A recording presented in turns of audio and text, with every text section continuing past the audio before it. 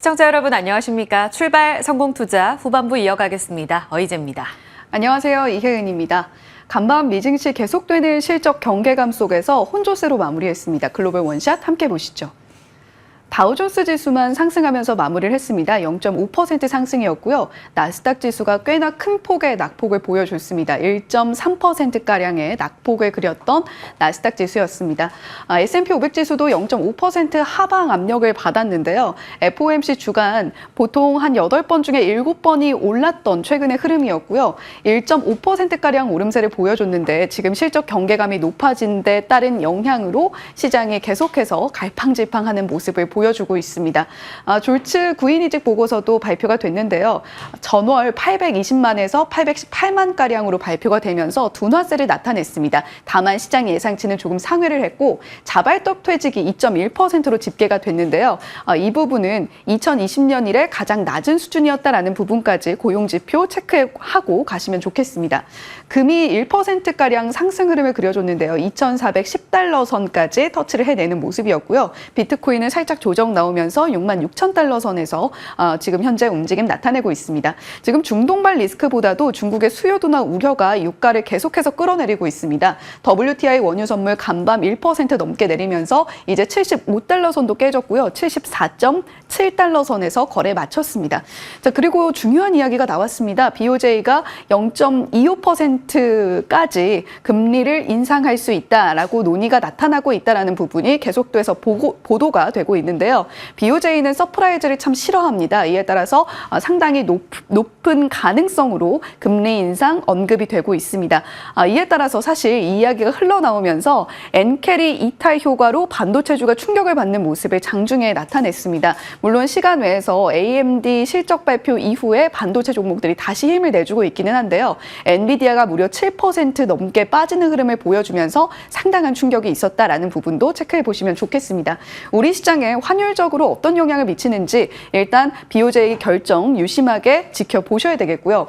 마이크로소프트 AMD 실적 내놓고 나서 주가 반응이 엇갈리고 있습니다. 말씀드렸던 것처럼 AMD는 사실 실적 자체가 좋았습니다. 데이터 센터 부분 매출이 실적을 견인하는 흐름을 나타냈는데 시간 외에서 7%가량 상승하면서 장중의 낙폭은 그다지 크지 않았는데 훨씬 더 상회하는 시간 외 주가 흐름을 보여주고 있고 엔비디아 같은 종목들도 5% 넘게 끌어올려줬습니다.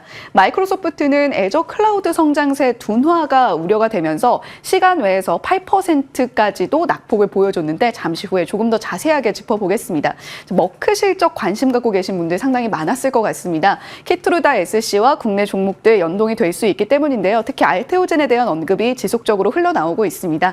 10조 원가량을 기록을 하면서 전년 대비 21%의 성장세를 보여줬다라는 이야기 머크 실적 발표 내용에서 확인이 가능했습니다. 임상 3상도 9월쯤에 종료가 된다라는 코멘트 나와 있으니까요. 관련 종목들 주가 흐름과 함께 머크의 실적 체크해 보시면 좋겠고 다만 주가는 간밤에 9.8%가량 하락하는 흐름이 나타냈습니다. H와 W의 문제, 어떻게 돈을 벌 것이냐와 언제 돈을 벌 것이냐의 문제로 현재 귀결이 되고 있는 미국의 실적 시즌입니다. 월스트리트 저널에서 AI 투자가 지출 대비 수익 창출을 할 수 있는 시기가 의문이다라는 코멘트를 내놨고요. 배런스에서도 AI 수익화가 하드웨어 쪽에서는 현재 그래도 숫자로 확인이 되고 있는데 소프트웨어와 플랫폼 쪽에서는 시간이 좀 더 필요할 것 같다라는 코멘트를 내놓고 있습니다. 물론 간밤에는 이러한 코멘트가 무색하게 하드웨어 쪽의 주가 낙폭이 꽤나 컸습니다만 엔캐리 트레이드의 영향도 반도체 섹터에 영향을 미쳤다라는 부분 체크해 보시면서 AMD 실적 발표 이후 그리고 오늘 또 삼성전자 컨콜이 있습니다. 이 부분까지 체크해 보시면서 반도체 종목들의 향후 주가 방향성 점검해 보시면 좋겠습니다. 자, 그렇다면 AI 소프트웨어와 플랫폼 주가를 대변했던 간밤 마이크로소프트의 실적 들여다보겠습니다. 매출과 주당 순이익 모두 시장의 컨센서스를 비트하는 더블 비트를 기록을 했습니다. 그중에서도 조금 아쉬웠던 부분은 애저 클라우드 서비스 부분인데요. 시장의 컨센서스가 애저의 성장세가 31%가량으로 나타날 것이다 라고 형성이 되어 있었는데 그에 못 미치는 29%의 성장세를 보여줬습니다. 습니다. 클라우드 성장세도 역시 전년 동기로는 19%가량의 성장이었는데요. 시장 컨센서스를 하회하면서 지금 마이크로소프트가 상당한 비용을 투자하고 있는 AI 쪽에서 아직까지 가시적인 금전적인 효과가 나타나지 못하고 있다라는 우려감이 불거지면서 시간 외에 바로 주가가 한 8%가량 급락세를 보여줬습니다. 중요한 것은 어닝콜의 내용이었을 텐데 애저의 성장 추이가 꺾이고 있다는 부분이 과연 다음 분기에는 나아질 수 있을 것이냐, 그리고 과연 비용 투자 면에서 어떠한 코멘트가 나올 것이냐가 핵심이었습니다. 자, 그렇다면 사업부별 가이던스 보시죠. 윈도우 등을 비롯한 PBP 사업부 그리고 클라우드 사업부 전 사업부에서 전반적으로 컨센서스를 하회하는 모습을 보여줬습니다. 물론 시장의 컨센서스 자체가 굉장히 높기는 했습니다. 전체 매출 컨센서스가 전년 동기 대비 한 60%가량 성장할 것으로 전망을 한다라는 시장의 컨센서스가 형성이 되어 있기 때문에 애초에 시장에서는 마이크로소프트가 상당히 보수적인 숫자를 가이던스로 제시를 할 것이다라는 이야기가 있었습니다. 실제로 보수적인 가이던스가 나왔고요. 분기 매출 시장 컨센서스를 하회하는 상단마저도 하회하는 638억 달러에서 648억 달러로 제시를 했습니다. 애저의 성장세도 역시 2개 분기 연속 꺾일 것으로 전망을 하고 있고요. 물론 연간 캐펙스 투자는 전년과 비교했을 때 더 늘어날 것으로 나타나고 있습니다. 비용은 계속해서 투입을 하겠다는 것인데 애저의 성장세가 꺾인다. 그리고 지금 현재 마이크로소프트가 크라우드 스트라이크 사태로 시기적으로도 좀 궁지에 몰려있는 측면이 있습니다. 이러한 부분들이 맞물려서 마이크로소프트 이후에 클라우드 관련한 성장세를 과연 아마존 웹 서비스는 보여줄 것이냐, 그 부분이 관건이 될 텐데요. 지금 클라우드의 생태계를 들여다보게 된다면 클라우드 매출 성장률을 비교를 했을 때 전반적으로 아마존의 경우에는 원래 좀 점유 자체가 굉장히 높기 때문에 숫자는 조금 작게 나타나고 있습니다만 매출 성장률은 기하급수적으로 계속해서 늘어나는 추세를 보여줬습니다. 이번 실적 발표 이후에 아마존 웹서비스 어떠한 매출 성장세를 보여줄 것이냐가 관건이 되겠고요. 역시 클라우드 부문에서의 가이던스 주목을 해보셔야 되겠습니다. 아마존도 이번 주에 실적 발표 내놓으니까요. 저희 당잠사 챙겨보시면서 아마존의 클라우드 부문 매출 성장세까지 반드시 체크를 해보시면 좋겠습니다. 자, AI 하드웨어 쪽도 보겠습니다. AMD 반도체 시장에서 엔비디아의 뒤를 잇는 강력한 2인자로 이야기가 되고 있는 기업이죠.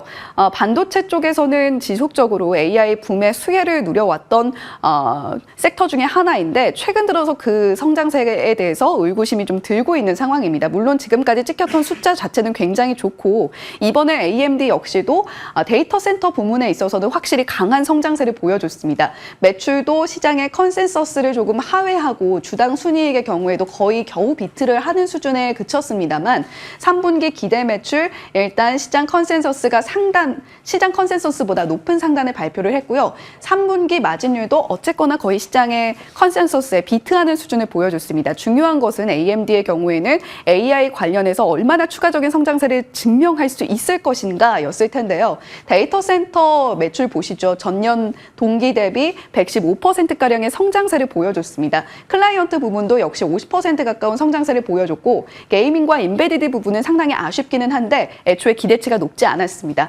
데이터 센터 부분의 호실적은 GPU 출하가 지속적으로 여전히 급증하고 있다는 것을 반증하고 있는 것이고 특히 클라이언트 부분에서는 AMD의 라이젠 판매가 양호하게 나타나고 있다는 것을 증명을 합니다. 무엇보다 중요한 것은 데이터 부분 섹터에서의 연간 가이던스일 텐데 45억 달러로 이전보다 5억 달러 상향하는 발표치를 내놨습니다. 물론 스트릿 컨센서스가 한 50억 달러로 형성이 되어 있었다라는 점을 감안하면 조금 아쉽게 느껴질 수도 있겠습니다만 최근에 주가 조정이 좀 많이 나오면서 기대치도 상당 부분 좀 상회가 됐다. 상쇄가 됐다라는 부분들 체크를 해보시면 좋겠고요. 비용 투자는 역시 AMD 쪽에서도 이야기가 나왔습니다. CFO가 미래 성장위에서 AI 전략적 투자 늘리겠다라는 코멘트 내놨는데 비용 투자는 앞으로도 지속적으로 늘 것으로 보여지고요. 과연 언제 수익을 창출할 수 있을 것인가에 이 실적 시즌의 방점이 계속해서 찍힐 것으로 보입니다. 추가적으로 체크해 보실 부분 코닝이 실적을 내놨습니다. 유리기판 관련 기업이죠. 3분기 가이던스가 다소 미흡하게 나오면서 주가가 하락했는데 우리 시장에서도 유리기판 관련주들 오늘 변동성 좀 유의를 하셔야 되겠습니다. 더불어서 AMD 실적 발표까지 체크를 한 지금 삼성전자는 또 어떤 이야기를 내놓을 것인가가 오늘 시장의 포인트가 될 텐데요. 반도체 종목들의 흐름들 오늘 유심히 체크를 해보시면 좋겠습니다. 네, 이렇게 빅테크 기업들의 실적 발표가 속속 나오고 있습니다. 참 정신없는 새벽을 보냈다. 이렇게 또 이야기를 해볼 수가 있을 텐데요. 앞으로 나오는 실적들도 시장의 높은 기대치를 충족을 해줘야 될 텐데 참 어려운 장세가 이어지고 있습니다. 7월 마지막 거래일입니다. 종지부는 잘 찍고 8월에 출발을 알렸으면 합니다. 조금 전 삼성전자 이제 실적도 나오게 될 텐데 말씀해 주신 대로 마이크로소프트와 AMD 어느 쪽에 무게중심 실릴까요? 오늘 우리 시장의 포인트도 보겠습니다. 미국장 확인해 봤고요. 어제 우리 시장은 먼저 하락하면서 거래를 마쳤습니다. 코스피가 1% 가깝게 하락했고요. 코스닥은 0.5%의 약세로 마감. 사실 어제 딱 이 시간대만 하더라도 이틀째 반등이 나오면서 이제 진반등인가를 논했습니다. 그런데 사흘 만에 이렇게 하락으로 돌아선 부분 확인이 되고 있습니다. 지금 삼성전자의 2분기 확정 실적 발표도 확인이 되고 있네요. 초에 잠정 실적 발표가 나왔는데 매출액 74조 683억 원, 전년 대비 23%가량 증가한 것으로 확인이 되고 있습니다. 잠시 후에 이 내용도 점검해 보도록 하겠습니다.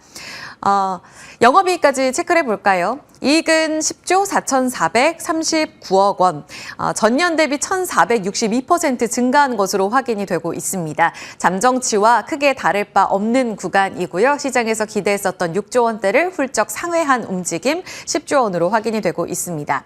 자, 그러면 어제장 정리하고 오늘 봐야 될 포인트로 넘어가 보겠습니다. 계속해서 이어가 보면 양시장에서 외국인들의 매물출에 이어졌고요. 선물 시장에서도 대량 매도가 이어졌습니다. 그 전날이었었죠. 전날은 외국인이 또 양시장을 사들이는 모습 확인이 됐는데 선물 시장에서 막판에 매도로 돌아선 부분 살짝 아쉬웠습니다. 그런 부분 안에서 어제는 선물, 현물 다 외국인 쪽에서 자금 이탈이 됐습니다. 애플의 탈 엔비디아 선언으로 어제 반도체가 흔들렸다. 이런 기사들 계속해서 좀 소화하는 구간이었고요. 하이닉스가 19만 원이 깨졌습니다. 한미반도체 6%의 타격을 받았고 YC, DI 같은 HBM 관련해서 내러티브에 살아있었던 종목들이 일부 반등을 줬다가 되돌림 그 이상으로 낙폭이 커지는 모습 확인됐습니다. 반도체 중심으로 빠졌고 바이오, 2차 전지, 다목적댐, 테마까지 상승하는 모습을 보여줬는데요. 확실히 이 바이오 종목들은 약세장의 대안이 되고 있습니다. 이제 곧 시작될 미국의 기준금리 인하 기대감, FOMC 지금 첫 회의가 열리고 있죠. 이틀간의 결과 이후에 7월은 조금 힘들겠지만 9월 인하 가능성 커지고 있습니다. 바이오 대표 수혜주로 거론되고 있고요. 비만 치료제 열풍도 지속이 되고 있습니다. 어제도 에이프릴바이오, 신신제약, DXVX 관련한 종목들이 일제히 급등하면서 펩트론이나 삼천당제약 같은 종목은 살짝 흔들렸지만 비만 치료제 안에서의 순환매 이어졌고 그리고 바이오 대표주인 알테오젠이 본격적으로 신고가 다시 경질했습니다. 다목적 테마 관련해서는 기후 대응댐을 이제 추진한다라는 내용 속에 14개 후보군을 발표했는데요. 여기에서 이화공영, 우원개발 같은 관련한 종목들이 테마성으로 상한가에 치닫는 모습 확인이 됐고요. 특수건설 16% 급등세 보여줬습니다. 미장 마감 후에 이 빅테크 지금 실적 소화하면서 나스닥 선물도 여전히 약세를 보인다는 점은 확인이 필요하겠습니다. 자, 어제의 흐름은 하이닉스는 빠지고 에너지 솔루션은 올랐다. 그리고 에코프로 그룹도 올랐다. 이 온도차의 의미를 좀 되짚어볼 필요가 있겠습니다. 시장의 행간의 의미, 이 안에 시그널이 있을까? 반도체 종목들의 지금 회복이 계속 요원하는 상황입니다. 오늘 삼성전자 실적 발표 조금 전에 확인이 되고 있는데 컨퍼런스 콜에서 뭔가의 힌트가 나오기를 바라고 있는 상황입니다. 일단은 어제 내용만 보자면 하이닉스가 3% 빠지면서 말씀드린 대로 19만 원대를 이탈하는 모습. 고점 대비 25% 조정으로 7월 한 달 동안 20%의 조정을 받았습니다. 지난 6월에 25% 올랐거든요. 사실 6월 상승분 다 되돌린 7월이었습니다.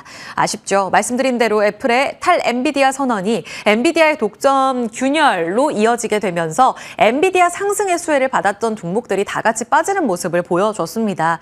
사실상 애플 쪽으로 크게 엔비디아의 GPU가 들어갔던 건 아닌데 새롭게 채택되는 후보군에서 이제 구글이 채택이 되게 되면 GPU 관련한 독점, MS와 관련돼서 계속해서 미래에서 끌어왔었던 프리미엄을 받을 수가 없다라는 실망감이 반영이 됐습니다. 그리고 미국의 빅테크 우려는 계속되고 있죠. 반도체 규제 말씀드린 대로 지난주 구글, 이 알파벳의 이익 기여 불확실성이 커지면서 이 부분도 반도체 전체적인 센티에는 좋지 못한 영향을 불어주고 있습니다. 게다가 간밤에는 희비가 좀 엇갈려서 어느 쪽에 무게중심 실릴까요? 라는 말씀을 드렸는데 이 부분 반드시 체크가 필요하겠습니다. 마이크로소프트는 클라우드 부분에 실적 미달됐고 가이던스도 좀 아쉬웠습니다. 시간의 거래 하락하는데 AMD는 앞서 혜은 앵커가 잘 전해드린 대로 시간의 거래에서의 상승을 보여주고 있습니다. AI칩 매출 급증 소식 반영하는데요. 엔비디아는 간밤에 추가적으로 빠진 상황입니다. 그러면서 하이닉스가 20%의 7월 한 달 약세, 그리고 엔비디아 7월 한 달 동안 16%의 약세를 보여주면서 방향을 되돌릴 것인가 확인이 필요하겠고요. 반면에 2차 전지 쪽으로는 어제 수급이 들어가면서 사실 LG 에너지 솔루션 말씀드렸지만 AMPC 제외하고는 이번 실적 상당히 볼품 없었습니다. 적자였고 이제는 좋아질 거다라는 움직임 속에 최근 저점을 딛고 살짝 올라오는데요. 7월 한 달 동안 지금까지 보면 월간 상승은 지금 한 2%가량의 상승률을 보여주고 있습니다. 어제 절반 정도 했네요. 지금 경영진의 자사주 매수 소식이 들려오고 있습니다. 어제 강창범 전무 2억 원 정도 신규 매수 들어왔다. 이전에도 저희가 봤지만 삼성전자의 경영진들의 이 자사주 매수 소식이 들어오면서 삼성전자의 주가가 단기적으로 올랐던 기억이 있습니다. 이런 내용은 긍정적인 신호로 확인해 볼 수 있겠고 어제는 테슬라, 모건스탠리 호평 영향을 또 받기도 했죠. 그리고 이제 더 빠질 것이 없다라는 투심도 한 몫을 하고 있습니다. 어제 장 마감하고 나서 에코프로 그룹이 실적 발표가 나왔는데 에코프로는 적자 전환되면서 영업손실 500억 원대 기록하고 있습니다. 시간의 거래에서 빠지긴 했지만 어제 정규장에서 한 5%가량 올라가면서 좋은 흐름을 보여줬거든요. 오늘의 흐름 체크가 필요하겠습니다. 연속성은 꾸준히 보셔야겠는데 일단은 테슬라의 연결고리가 아주 깊진 않지만 한 달 동안 테슬라 한 12%가량의 상승세를 보인 가운데 2차 전지 관련 종목들 뒤따라갈 건가? 특히 4680 쪽으로 테슬라가 포기 선언했잖아요. 여기선 LG 에너지 솔루션이 대표 수혜주로 거론이 되고 있습니다. 영향력, 연속성 두 측면에서 한 번 더 확인이 필요하겠습니다. 특히 반도체 쪽으로는 앞서 말씀드린 대로 마이크로소프트와 AMD 그 희비가 교차했던 쪽 안에서 우리가 중심을 좀 잘 잡아야 될 텐데 삼성전자의 오늘 실적 발표 내용 소화가 가장 중요할 것 같습니다. 말씀드렸지만 헤드라인 넘버는 이미 7월 초에 확인이 됐고요. 아까 말씀드린 내용으로 확인이 되고 있죠. 그리고 세부 사업별 실적이 발표되기 때문에 이 내용을 소화하는 것이 핵심이겠습니다. 지금 헤드라인 넘버도 아래쪽으로 속보 나오고 있는 상황이고요.